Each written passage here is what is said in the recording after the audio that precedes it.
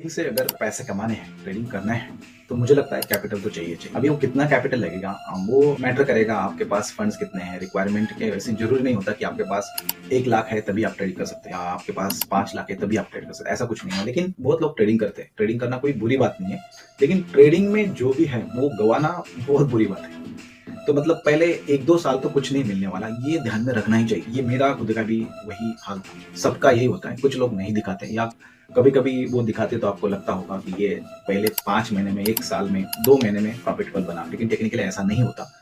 जो YouTube videos बनाते हैं ना, उनका सबका कोई ना कोई एक इनकम रहता है। बहुत लोग बोलते हैं कि यूट्यूब से बहुत इनकम कमाते हैं, लेकिन टेक्निकली ऐसा नहीं है।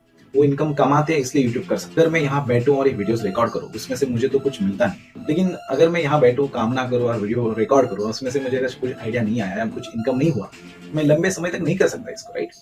तो इसीलिए मेरा ऑलरेडी इनकम है, इनकम सोर्स है, और आपको भी अगर ट्रेडिंग करना है तो आपके कुछ ना कुछ एक इनकम सोर्स होना चाहिए, और उस इनकम को थोड़ा सा ग्रो करने के लिए ट्रेडिंग करनी चाहिए। ट्रेडिंग में से पैसा कमाना गोल नहीं होना चाहिए। ऑफकोर्स पैसा कमाना मतलब पैसा कमाने के लिए करते हैं हम, लेकिन कुछ जो आपके पास जो भी इन्वेस्टमेंट है वो ग्रो करने के लिए, मान चलो वो आपके पास 5 लाख 1 लाख है, तो उसको आप मल्टीपल करने के लिए ट्रेड कर सकते, और एक पर्टिकुलर अमाउंट मान चलो 1 करोड़ हो गया, 2 करोड़ हो गया, तो फिर आपने 2 करोड़ से भी ट्रेडिंग करने वाले बहुत लोग हैं, लेकिन फिर इन्वेस्टमेंट से आपने मूव होना चाहिए। आई मीन या 50% आपने इन्वेस्टमेंट कर दिया, मान चलो आपके पास 2 करोड़ है, आपने 1 करोड़ का इन्वेस्टमेंट कर दिया, 1 करोड़ से आप ट्रेड कर रहे हैं फिर से, और फिर उसको प्रॉफिट को निकाल कर आप इन्वेस्ट करना चाहिए। कैपिटल की रिक्वायरमेंट आप स्टार्ट करो बहुत कम कैपिटल में और सर्वाइव हो जाओ पहले 1-2 साल।